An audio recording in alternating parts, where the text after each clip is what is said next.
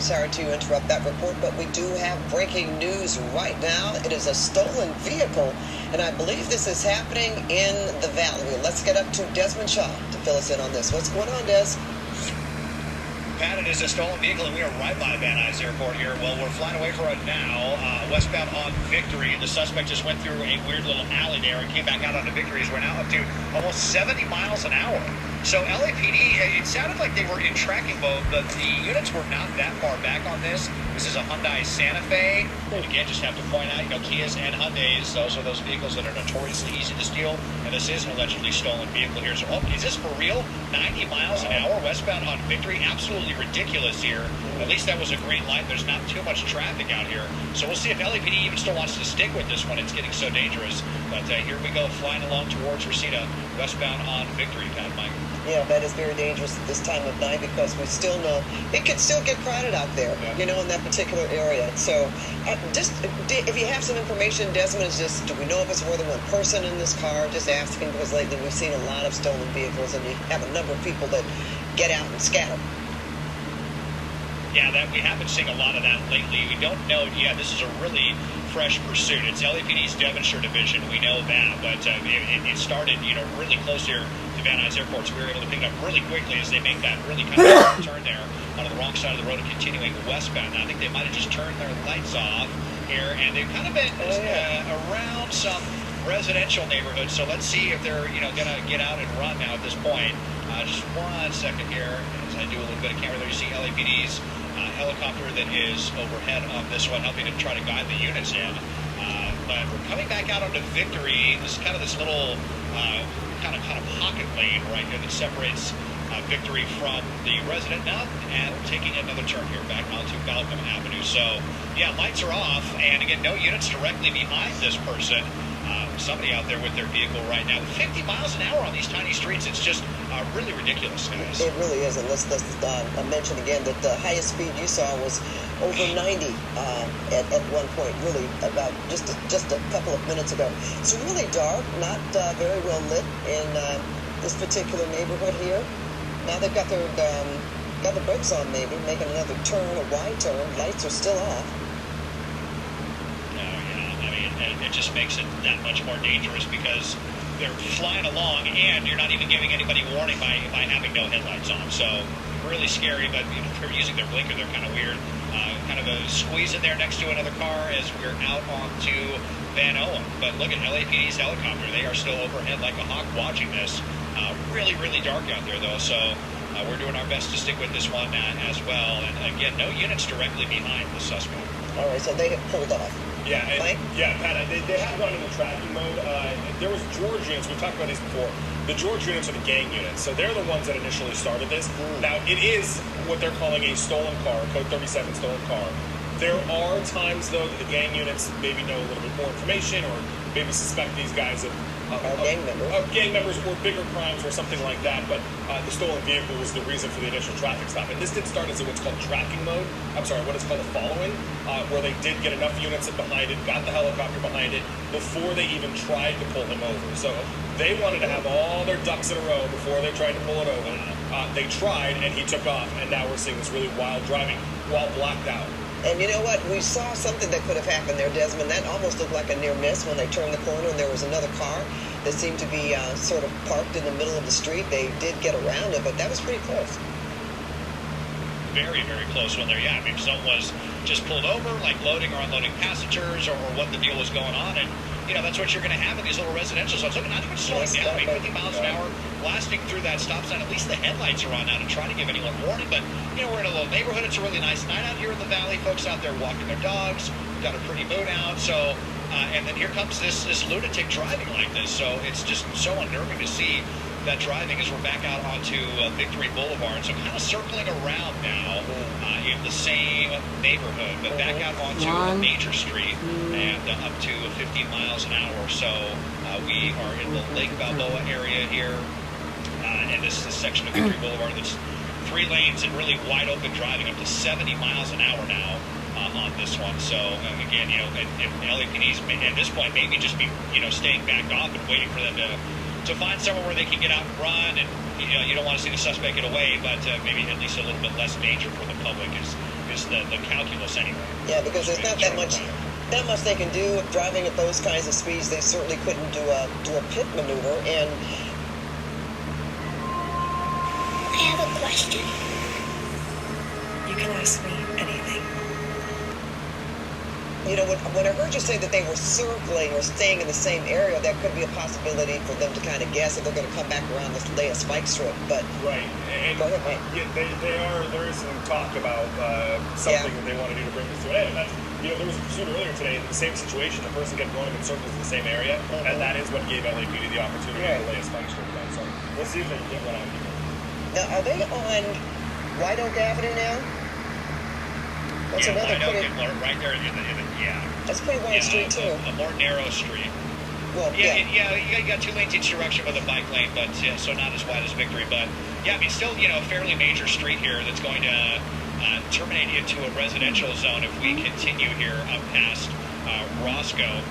Roscoe and Balboa were the first streets that we heard about where this called up. So right by Van Nuys Airport, on kind of the northwest corner of the airport, as they go right through that traffic there for a light that I think Oh, I didn't. It happened so fast I didn't even see it. But yeah, I don't. Was it a good one, guys? Did it look like a good spike? I don't think it made contact. No, the officer was standing on the corner there and was able to toss him out. But because they were driving on the wrong side and coming back around, I don't think they made contact. Des and Mike. Okay, considering the direction that they're going, could they possibly run up on the 405 freeway? Oh, my goodness. Now, we're paralleling the 405 right now. We're still pretty far west of there.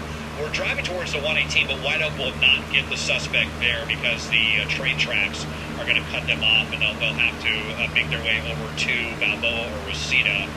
So we'll see what the suspect does if once they get up to Roscoe instead, and we're going to turn before that onto Strathern as we make an eastbound turn here back into another small neighborhood. So, and then another quick turn southbound. So I'm also calling out these directions to help my pilot because it is a lot for them, all this zigging and zagging, turn left, turn right. And so, yeah, all over the place now, Shoshone Avenue, back into one of these tiny neighborhoods. So, you know, what is the point of doing all this? And again, I'm back. So today we're watching a live streaming. I try to do 3 back-to-back police chase videos. It was too much. My live stream got interrupted. It was too much heat, and it cooled down for nearly several hours, and it was about 10 or 15 minutes earlier on. You see the driver started with a pursuit suspect. A woman, beckson driver, keeps going and going. They did not make a good contact with a spike. Lights are on. I see the turn blinker was turning right. He turned right just right now. It was Encino, and now he's on Encino Avenue in Lake Balboa. And this suspect now speeding up right now, and now has his headlights back on. Here comes the police units. Wow. And he was reaching speeds at 95 miles per hour earlier on. He was reaching speeds at almost 90 miles an hour. The news helicopters got away from the Van Nuys Airport, and it's been ridiculous at 70, 80, 90 miles an hour. When if you're blocked out and you can't see something during in the middle of the night, you might crash, you might lose control, and at the same time, it's the police helicopters and the news helicopters. They don't have their nights on them. I don't understand. Why would they not have their nights on? The police helicopter needs to have their nights on. This is ridiculous. And I know for the fact that he's driving recklessly, they tend to see what's the aspects when they've been called off for safety reasons. Major streets, making it less downturn, rhyme or reason. It's hard to see, to tell at this point. He's panicking. The suspect's doing whatever they can at this point. There's another wide turn up ahead. Now they have certainly run up a number of smaller neighborhoods and dark streets where they could have possibly tried to ditch the vehicle, and like they say, choppers are keeping up, and there's more than one person, 2 or 3, 2 suspects inside that car. Inside that SUV, 2003, 2004, 2005 Hyundai Santa Fe, and what I see is the gray Hyundai right here. And now we're coming up onto Van Owen Street in Lake Balboa. The suspect, the authorities are backing off. are backing off. The authorities are backing off. We saw the lights flashing, still endangering the public. Still does not care for anybody. Thank goodness nobody outside in the middle of the night. It happened on July 9th, 2024, 2 years ago. And I can tell you that a lot of these neighborhoods, and definitely wondering if there's going to be, if they're going to get out and run. Hey, maybe some, for example, they would run out, or now back here on 55 miles an hour, he could possibly, suspects could possibly bail out of the car and run out. They're contemplating seeing this so many times with the pursuit. Earlier on, this pursuit has been going on for about 15-20 minutes. We see the driver eventually, using a turn blinker, almost hitting the brakes so hard, going around traffic. You gotta stop and let the pursuit suspects go by. You gotta be aware of your surroundings, because if you don't try to be aware and you don't stop, you could get T-boned, you get crashed, or the suspects could get T-boned. And what I see, that looks like a spike strip attempt. Now they've stopped, and they're hearing on the radio it's a good spike. They were gonna head up. They were close to the 118 freeway. Thank goodness the sparks did not catch on fire. I could tell you that right now, the spike strip was good, or they realized, hey, they're backing off. They're not messing around no more. They decided to park the vehicle. Hopefully they're going to see some hands out of the window. And here shortly is the PD. It's the LAPD. Oh, I like that's a Hyundai Genesis right there. Sports car coupe. LAPD is out there with weapons drawn, commanding the suspect, asking him to come out. That tire, right front side, flat. That's really true. The suspect, they still have the suspect inside. The entire front flat tire side smoking. The smoke coming up, and I can tell you this went on for the last 10 minutes or so. The driver, eventually, we've seen it a couple minutes later, they speed up 100 miles an hour. They had a quite fun and games. Flashers, hazards flashing. Flashers are still on. They've had enough of this super hard driving, dangerous maneuver. He could have killed somebody or themselves, or they could have killed somebody or end up injuring somebody in an accident, or they could have end up injuring somebody or an accident. And there was a spike strip. We heard that it was a good spike. Why is the woman becking on the driver? Why is the suspect's mind? That must be the lady helping the police out. That must be the lady helping her son out or her husband out. I don't know. Somebody's mother. That's her son. I'm assuming maybe his mother or a relative who came up with to honor the vehicle. Wow, this is a vehicle. We're gonna let you listen. This is, all definitely against what LAPD wants to see right now, but is she trying to pull him out? Yeah, and it looks like a young kid, maybe a teenager here. And there's another. I don't know if this is her son or what the deal is. Yeah, so we do have multiple people in the car. Looks to be pretty young, possibly a teenage driver.